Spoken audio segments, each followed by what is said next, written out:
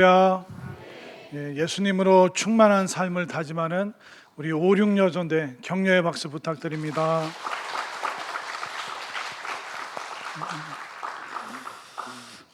5, 6여전대의 나이 정도 되면 지금 한 30대 됐나요?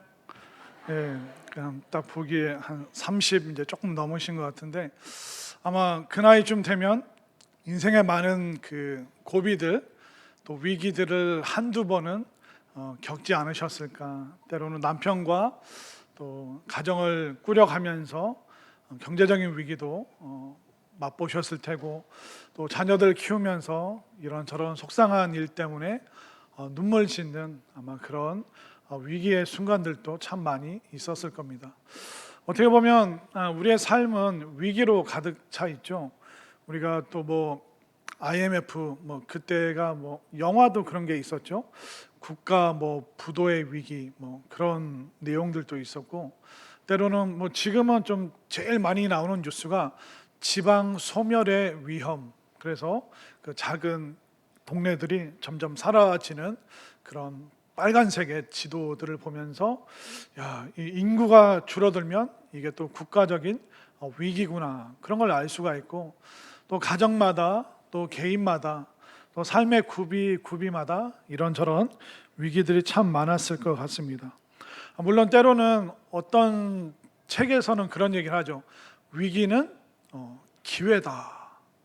근데 사실 그 위기를 닥친 사람에게는 이 말이 하나도 위로가 안 되죠.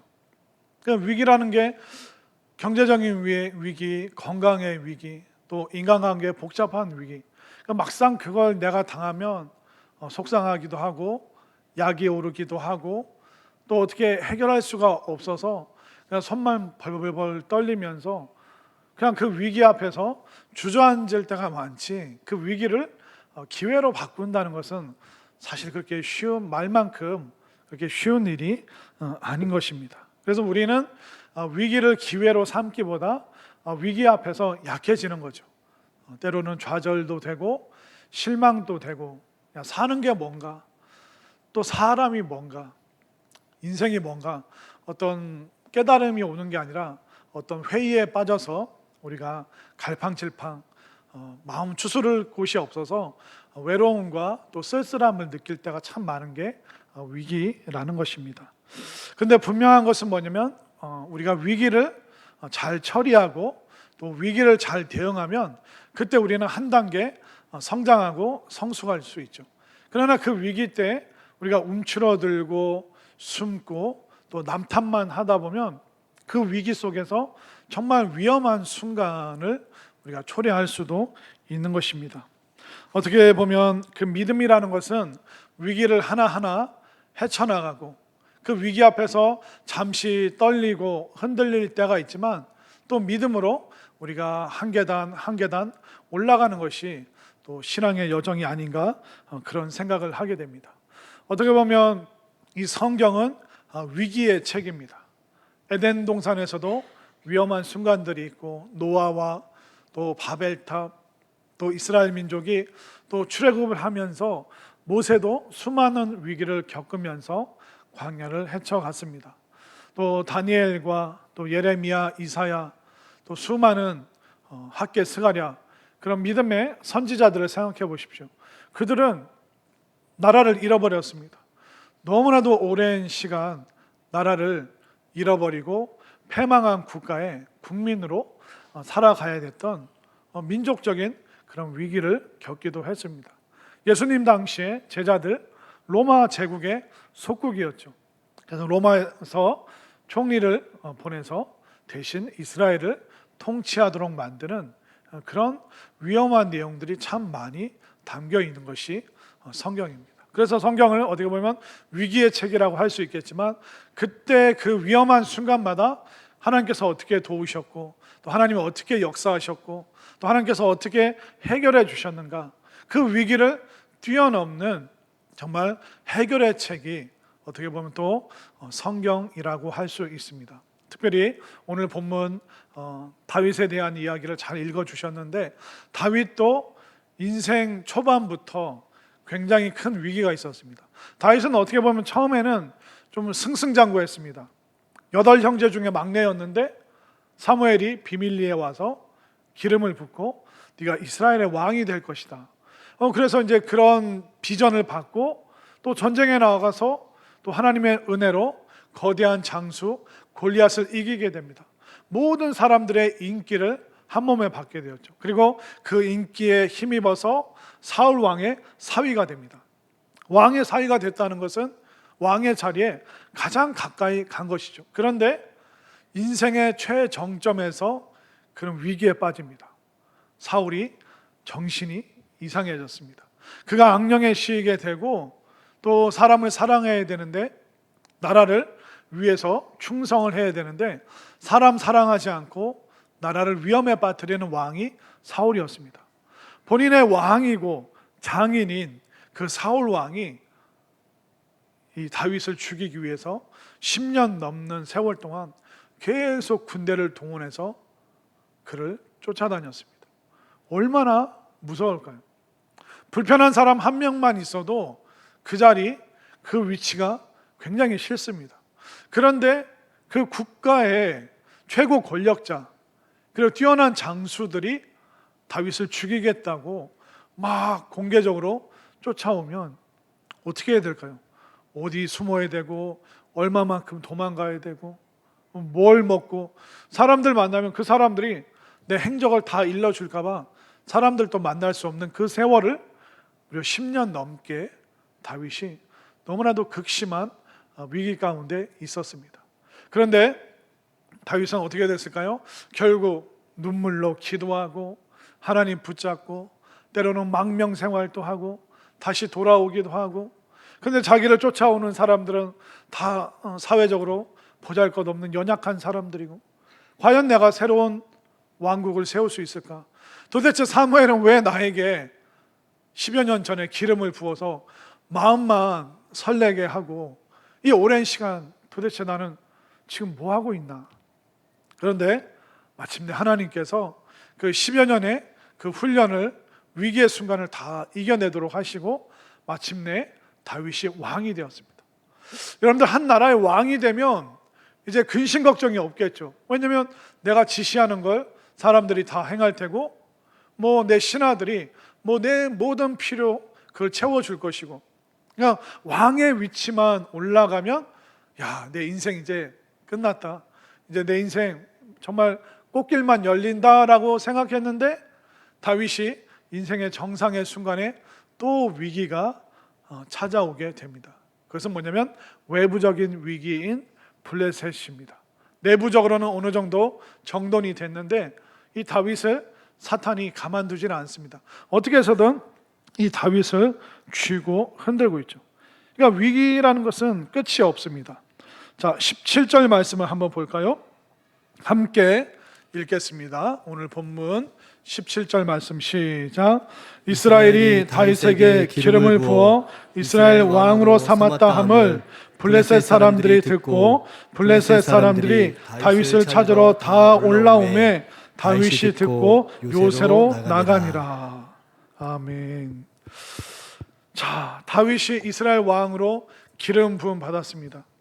그럼 이제 태평성대가 열려야 되는데 또 다른 위기, 블레셋 사람들이 이 다윗을 또 가만두질 않습니다. 왜냐하면 블레셋은 다윗에게 치욕을 경험한 적이 있잖아요.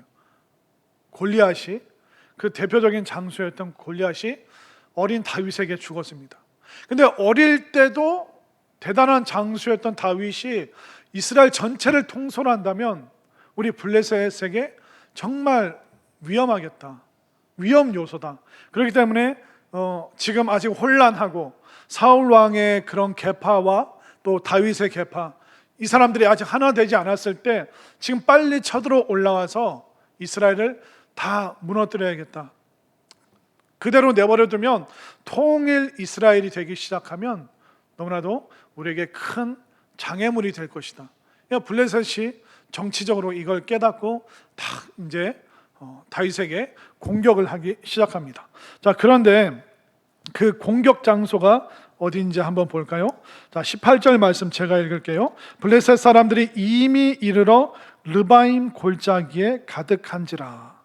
자, 르바임 골짜기라고 하는데 설명을 드리면 여기가 예루살렘에서 서쪽으로 좀 아래쪽에 있는데 유다 지파와 베냐민 지파 경계선입니다. 그러니까 베냐민 지파는 사울 왕을 추종하는 사람들이죠. 유다는 다윗을 추종하는 사람들이죠. 그러니까 아직 섞여지지 않은 그 틈바구니를 딱 정확하게 쳐들어와서 그 경계선, 베냐민이 좀 돕기도 그렇고 유다 지파 사람들이 베냐민에게 도와달라고 손 내밀기도 그렇고 아직 이 사울 왕에 대한 감정이 다 해결되지 않았기 때문에 서로 난처한 그 중앙으로 르바임 골짜기로 블레셋이 밑에서부터 확 치고 올라온 것입니다. 그러니까 사탄 마귀도 똑같아요. 사탄 마귀가 우리를 공격할 때 기가 막히게 우리의 약점, 우리가 어찌할 바 모르는 그 부분을 탁 치는 겁니다. 내가 돈에 벌벌 떠는 사람이면 계속 돈에 대한 근심 걱정을 우리에게 줍니다. 우리가 아이들을 떠받들고 사는 사람이라면 우리 아이의 인생이 흔들리게 만들어서 내 인생도 내 마음도 가누지 못하도록 만들어 버리는 것입니다. 내가 건강 염려증이 있는데 사탄은 어디를 치고 들어올까요? 내가 잘 관리한다고 자신만만했던 뜻하지 않은 건강의 아픔으로 우리에게 찾아오는 것입니다. 제가 이렇게 쭉 세상을 살아보니까 정말 성실한 존재가 사탄이에요. 얘는 잠을 안 자요. 쉬지를 않아요. 꿈속에서도 우리를 괴롭히고 이 사탄은 앉으나 서나 늘 성실해서 여러분들을 어떻게 해서든 쥐고 흔들려고. 지난주에 막 은혜 받았는데 오늘은 은혜가 안 되는 그런 순간들을 맞이할 수도 있고, 루룰루랄라 교회 오는데 길이 막히고 시간은 다 됐고 초조해지게 만들고, 주차하려고 그랬더니 또 이렇게 막 호수돈 요구를 막 닫아놓고 주차할 데는 없고 막 아이고 나 이게 주차도 벌벌 떨리는 여자인데 이거 나 어떡하나, 그냥 아무데나 차를 내팽개치고 그냥 교회 달려 들어갈까. 그러니까 뜻하지 않은 방법으로 끊임없이 여러분들의 마음들을 초조하게, 불안하게, 또 근심 걱정이 가득 차도록. 다윗도 얼마나 어이가 없었을까요? 야, 블레셋이 쳐들어와도 어떻게 기가 막히게 이쪽으로 쳐들어오냐. 그러니까 위기라는 것은 내가 이런저런 걱정을 하면서 내 마음에 방비를 해도 전혀 생각하지 못한 부분으로 확 치고 들어오기 때문에 그 위기 앞에서 우리가 나약해지고 또 근심 걱정에 빠질 수가 있습니다. 자, 이렇게 블레셋이 전략적으로 정확하게 제일 약한 부분을 치고 들어왔어요. 다윗은 어떻게 했을까요? 만약 제가 다윗이었다면 저는 이미 수많은 전쟁의 경험이 있기 때문에 따다닥 전략 짜고 장군들 배치하고 또 무기 정돈하고 그리고 한 번에 쳐들어갔을 거예요.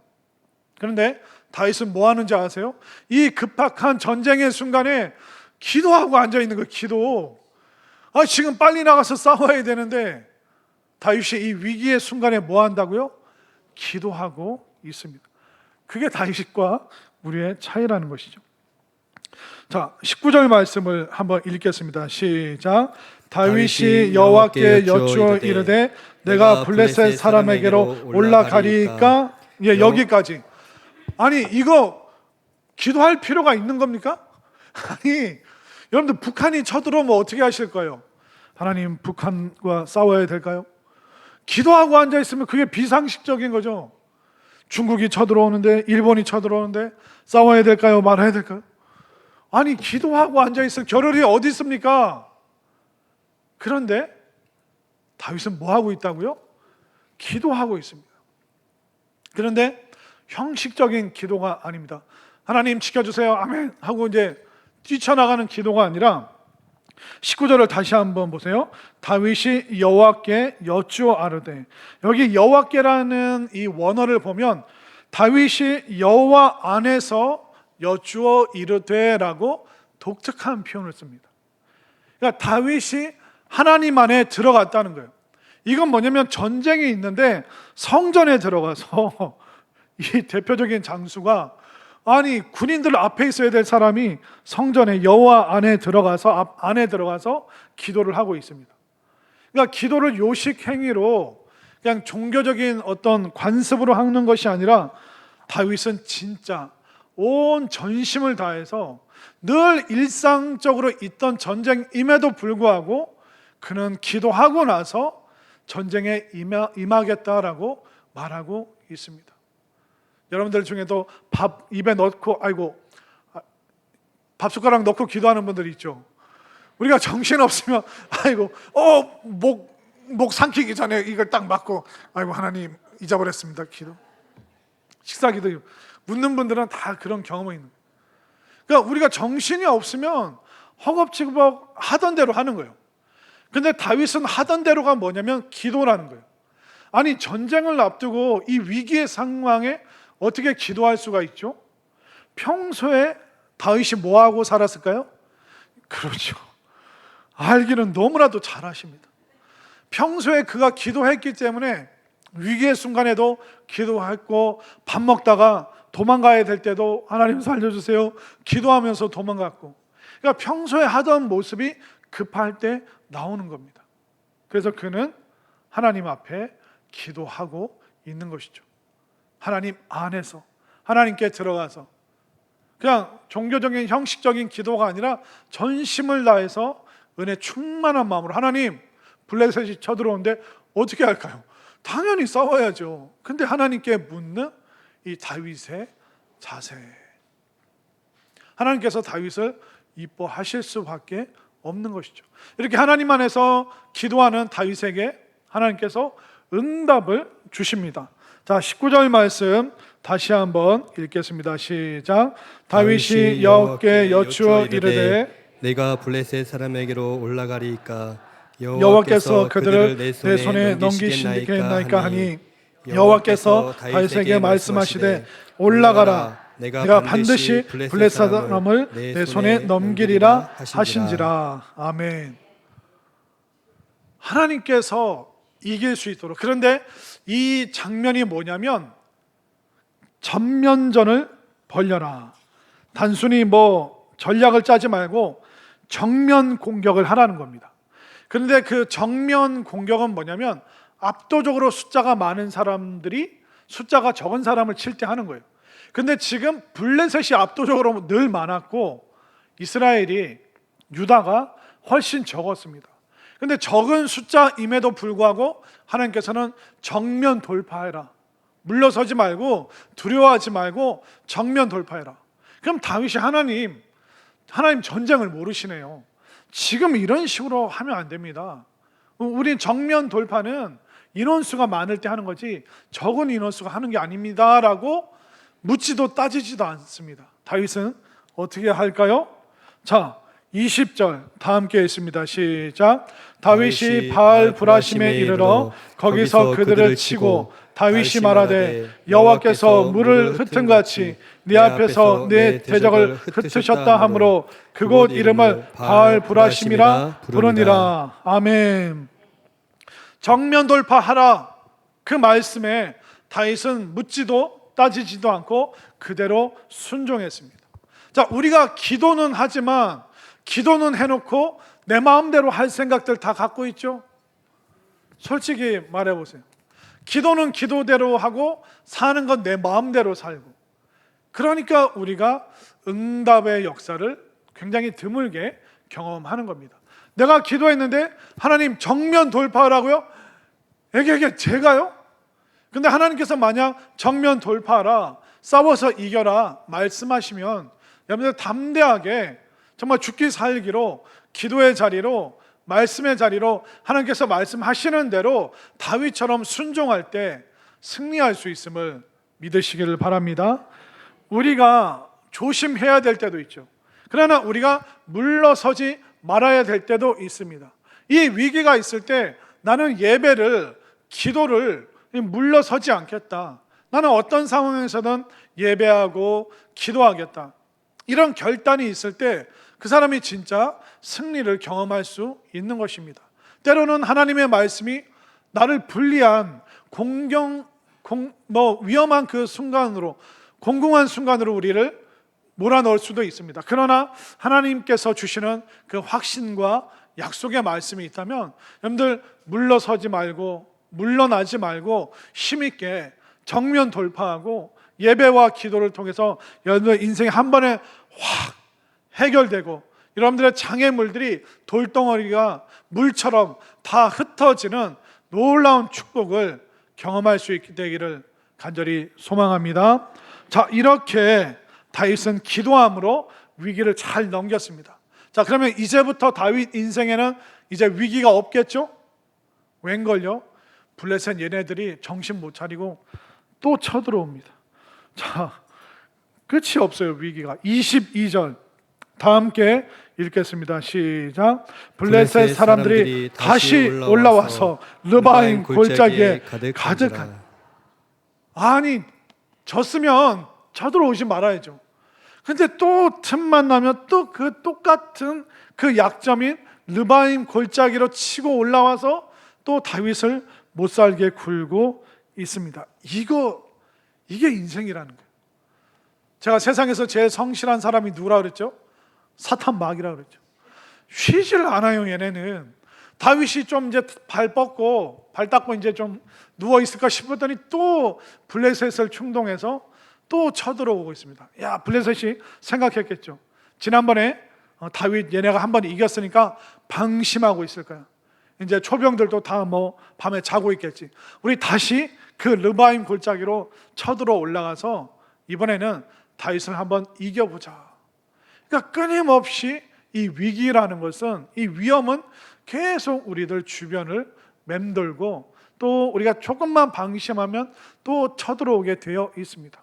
자, 그러면 지난번에 한번 이겼으니까 다윗이 이번엔 부하 장수들 너희들이 나가라. 아우 귀찮다. 쟤네 어떻게 이기는지 알겠지? 정면 승부하면 돼. 블레셋 별거 아니야. 이렇게 했을까요? 아닙니다. 동일한 위기가 찾아왔는데 다윗이 또 뭐 하는지 보세요. 자, 23절 있습니다. 시작. 다윗이 여호와께 여쭈니 이르시되. 네, 거기까지. 이게 급한데 다윗이 또 뭐 하고 있어요? 기도하고 앉아 있는 거예요. 다윗이 여호와께 여쭈니, 또 여호와 안에 들어가서 또 여호와 안에서 기도하고 있는 거예요. 자, 여기서 감 잡으셨죠? 위기가 오면 우리가 뭐 해야 될까요? 예, 기도. 위기가 올 때마다 기도해야 되고, 평상시에 기도하던 사람은 그 위기 앞에서 잠시 흔들려도 그 기도로 마침내 승리할 수 있음을 믿으시길 바랍니다. 자, 다윗의 그 행동은 위기의 습관은 동일해요. 기도로. 그런데 하나님의 방법은 그때마다 달라요. 첫 번째 쳐들어왔을 때는 정면 승부를 보라고 하셨죠. 그런데 두 번째 쳐들어왔을 때는 어떻게 하라고 하시는지 한번 보십시오. 23절을 제가 24절을 여러분들이 읽겠습니다. 다윗이 여호와께 여쭈니 이르시되 올라가지 말고 그들 뒤로 돌아서 뽕나무 숲을 맞은편에서 그들을 기습하되. 뽕나무 꼭대기에서 거는 걷는 소리가 들리거든 곧 공격하라. 그때 여호와가 너보다 앞서 나아가서 블레셋 군대를 치리라 하신지라. 아멘인가요? 자, 첫 번째 위기가 왔을 때 다윗은 기도했습니다. 그 하나님이 주신 전략은 정면 돌파. 자, 두 번째 위기가 왔을 때도 다윗은 또 기도합니다. 근데 하나님의 전략이 바뀌었죠. 정면 돌파입니까? 기습 작전입니까? 성경 지금 안 보셨어요? 기습하라고 하나님 말씀하시잖아요. 23절 끝에 보세요. 뽕나무 숲을 맞은편에서, 그러니까 숲 건너편에서 그들을 뭐하라? 기습하라. 자, 우리의 기도는, 위기 때마다 우리의 기도는 늘 동일해요. 그러나 하나님의 응답은 그때마다 다르다는 것을 알 수가 있죠. 마찬가지예요. 우리가 위기가 있으면 늘 하나님 앞에 나와야지 해결을 받는데 하나님의 그 해결 방식은 다르다는 겁니다. 한번 승리를 맛봤어요. 정면 돌파로.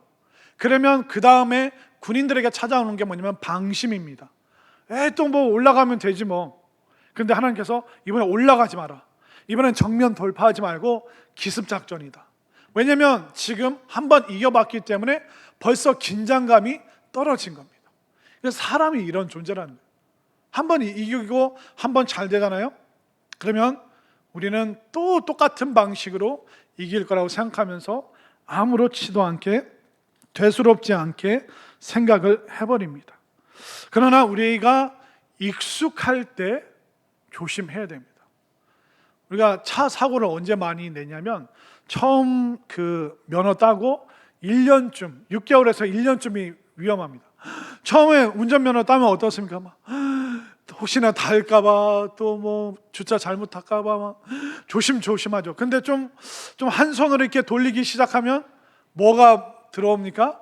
교만함이 들어오죠. 할만하네. 뭐 익숙하네. 뭐 늘 내가 다니는. 그러다가 뭐 합니까? 쿵. 아니 누가 여기다 이 플라스틱 박스를 갖다 놔가지고 내 차가 다 긁혔네.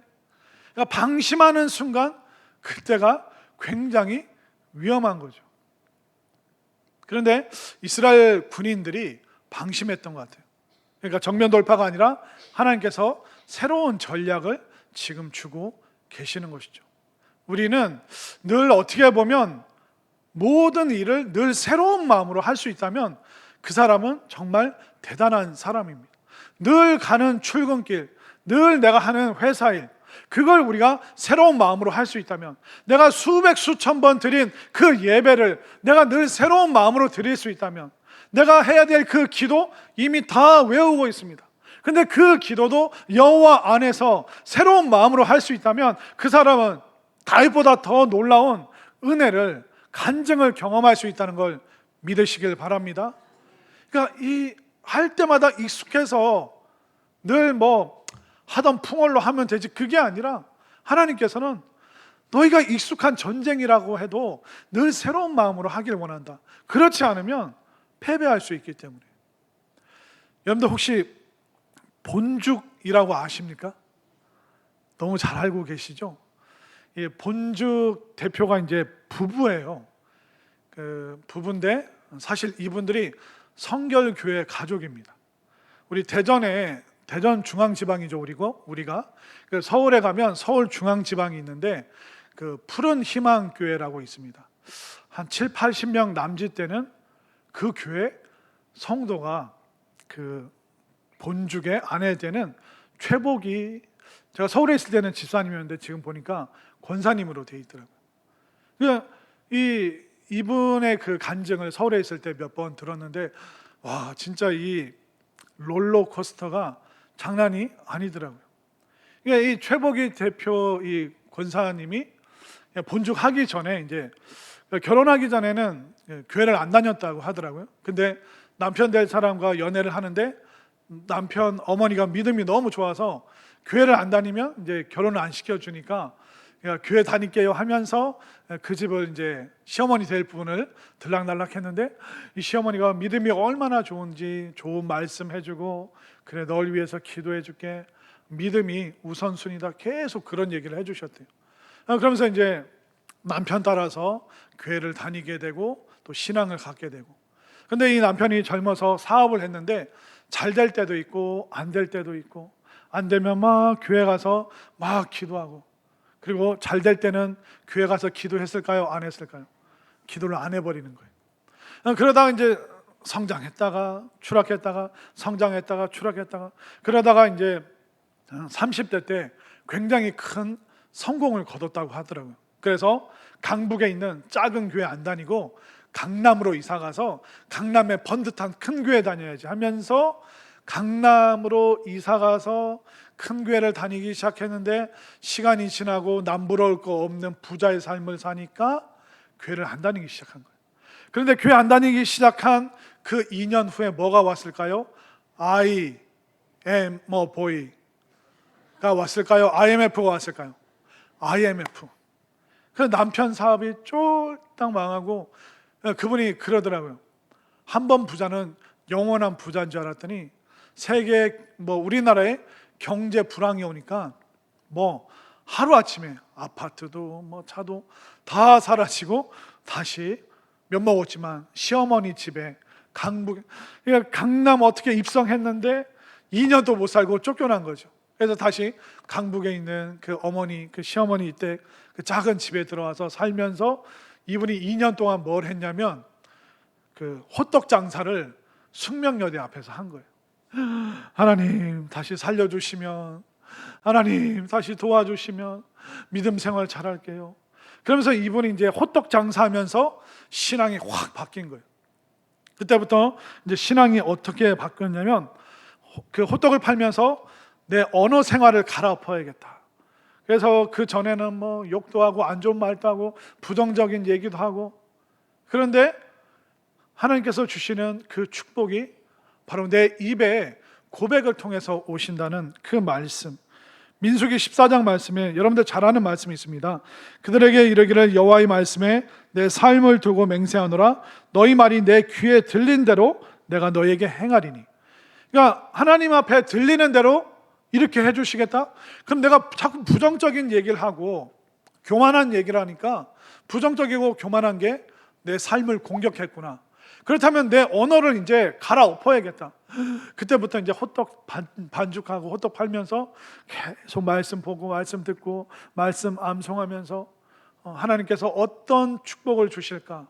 그러니까 민생 밑바닥에서 마음을 갈아엎고 언어를 갈아엎고 신앙을 갈아엎으니까 그때부터 하나님께서 서서히 회복시켜 주시는데, 본인은 숙명여대 앞에서 2년 동안 호떡 반죽해서 팔고 있고, 남편은 식품 컨설팅 회사 들어가서 직원으로, 사장이었던 사람이 직원으로 일하고, 또 호떡 장사 끝나면 그 남편 회사 컨설팅 회사 가서 설거지도 해주고 바닥 청소도 하고, 그렇게 2년 동안 살았는데 어느 날, 그때가 아마 한 2000년쯤이었는데 하나님께서 남편에게 계속 하나님께서 며칠 동안 남편에게 계속 마음의 울림을 주셨대요.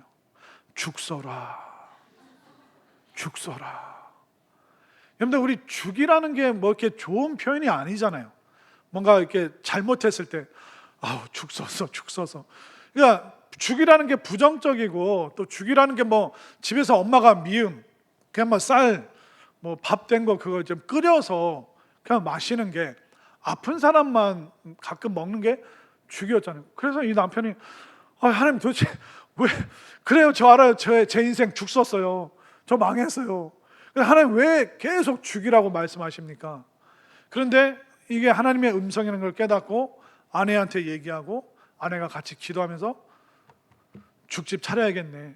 그래서 어쩔 수 없이 그 강북 쪽은 잘 아니까, 근데 이 죽을 누가 먹지? 환자들이 먹잖아요. 그러면 이 강북에 병원이 어디 있지? 대학로가 있는데 대학로 그 중간에 서울대학병원이 있습니다. 그러니까 대학로에다 1호점을 딱 차렸는데 초반부터 대박 나긴요. 죽 썼대요. 하루에 뭐 한 그릇 두 그릇? 사람들이 뭔 죽은 집에서 먹는 거지 뭐 이런 가게가 다 있어. 근데 좀 시간이 지나면서 그 병원 가던 사람들이 죽이나 사갈까? 그러니까 음료수는 늘 너무 일반적이잖아요. 죽 한번 끓여 주시오 하면서 서울대병원 가면서 죽 사가고. 근데 이게 보니까 이게 죽이 또 이게 식거리로도 이렇게 밥으로도 괜찮네 해서 이제 식사 대용으로 먹는 사람들이 생기고. 그래서 초반에 제일 많은 팔은 날이 하루에 9그릇. 그것도 못 팔 때도 많았고. 그래 몇 달 지나니까 하루에 12그릇. 그 뭐 월세나 나오겠습니까? 울면서 간증하는데 진짜 힘들었겠더라고요. 근데 그분이 막 그걸 팔면서 남은 거는 노숙자분들, 또 선교사님들 오시면 무상으로 다 드리고, 그걸 계속 했던 거예요. 그래서 그 본 재단이 국내 어려운 사람들 도와주는 거, 또 뭐 세계 선교 기구도 있고, 그러니까 두 가지로 이게 그 본 재단을 운영을 하고 있는데, 막 그랬는데 어느 순간부터 하나님께서 이제 복을 주시고, 근데 그때 이 최복이 권사님이 깨달은 게 뭐냐면, 남편 곁에서 보니까 식품 컨설팅을 보니까 음식은 손맛으로 하는 게 아니라, 그분 얘기가 음식은 계량화, 표준화를 시켜야 된다는 것을 2000년도에 배웠대요. 컨설팅 회사 요렇게 하는구나. 그래서 여러분들 본죽 보면 어떻습니까? 장조림 요만큼, 그 뭐 김치 요만큼. 근데 그 양이 이게 죽 한 그릇 먹기에 한 사람한테 딱 알맞잖아요. 또 먹는 얘기하면 그 장조림 맛있던데. 그러니까 이 계량화, 그러니까 누가 죽을 써도 죽 쓴 게 아니라 맛있는 죽을 만들 수 있는 표준화 계량화를 그때 호떡 장사하면서 어깨 너머로 배웠던 거예요. 아, 이거구나. 그러니까 했던 대로 하는 것이 아니라 하나님께서 지혜를 주시니까 음식은 표준화하고 계량화해야 되는구나. 누구든지 눈 감고도 할 수 있는 그런 걸 만들어야 되는구나. 그렇게 하다 보니까 어느 순간 죽 먹던 사람이 나도 이런 가게 하고 싶다고, 우리 도시에도 큰 병원이 있는데 그 병원 앞에서 나도 해보면 안 되겠냐고. 아, 그래요? 저희가 표준화 계량화된 게 있으니까 그걸 다 드릴게요. 그러면서 이게 지금 뭐 어마어마한 기업체가 된 것이죠. 그분이 하는 얘기가 뭐냐면, 내가 하나님 안에서 늘 일관되어야 되는구나. 한 번 부자가 영원한 부자 될 수 없고, 한 번 성공했다고 영원한 성공 될 수 없고, 잠깐 반짝 잘 된다고 해서 교만해지고 기도의 자리를 소홀히 하고 말씀의 그 풍요로움을 잊어버리는 순간 궁핍해지는 거, 하나님이 걷어가시는 건 한순간이라는 걸 알기 때문에 사업은 남편에게 다 맡기고 이분은 뭐하러 다니냐면 맨날 간증하러 다니는 거예요. 그래서 이제 그 푸른 희망교회, 워낙 이분이 이제 엄청난 기여를 하니까 푸른 희망교회가 지금은 본 푸른 교회.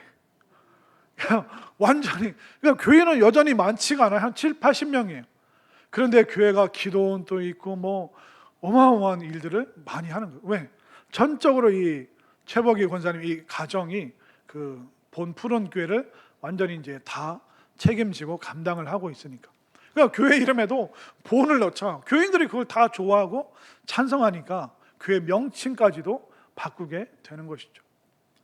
그분의 말은 뭐냐면, 우리가 한결같이 하나님 앞에 있으면 하나님께서 그때마다 때마다 시마다 다른 말씀으로, 또 다른 음성으로, 다른 응답으로, 하나님 앞에 우리가 깨어 있지 않으면, 하던 대로 해버리면 우리는 이걸로 계속 승리할 수 있겠다고 생각하지만, 하나님의 전략은, 지혜는 끊임없이 우리에게 새롭게 다가온다고 그렇게 간증하는 걸 들은 적이 있습니다.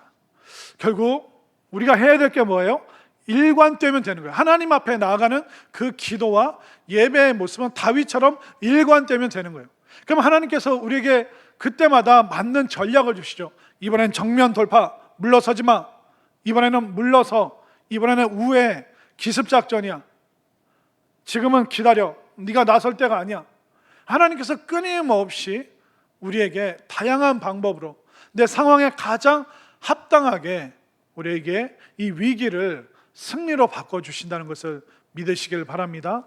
그런데 이 위기와 승리 사이에는 뭐가 있습니까? 기도, 한결같은 기도. 다윗은 여호와 안에서 기도했습니다. 그냥 기도를 그냥 빨리 요식행위로 때우고 멈춰버리는 것이 아니라 진짜 하나님 앞에서 간절한 기도가 있었을 때 승리하게 되죠. 그래서 승리의 방법은 하나님께서 그때마다 다른 방식으로 다양하게 승리를 주셨다는 것을 알 수가 있습니다. 그러나 다윗의 변함없는 모습은 뭡니까? 하나님 앞에 기도했다. 또 인생 살면서 놀라운 승리의 간증이 있는 분들의 그 간증이 뭡니까? 마음 바뀌면 안 된다. 조금 잘 된다고 해서 교만하거나 예배의 자리를 소홀히 하거나 기도를 등한시하면 위험해질 수 있다. 그분들의 간증이 한결같아요. 하나님 앞에서 온전한 마음, 한결같은 그 마음. 그러나 여러분들이 예배 드리고 기도할 때 늘 신선하고 그 새로운 마음, 그 감동으로 여러분들이 기도하고 또 예배 드릴 때 여러분들이 위기에서 승리로 넘어갈 수 있음을 믿으시길 바랍니다. 그렇기 때문에 오늘 헌신을 다짐하는 5, 6년 전대 뿐만 아니라 우리 모든 성도들이 변함없는 그 기도, 여호와 안에서 드리는 그 기도로 말미암아 마침내 어떤 상황에서든 다양한 전략으로 이기게 하시는 하나님의 승리를 맛보는 우리 모두가 될 수 있기를 간절히 소망합니다.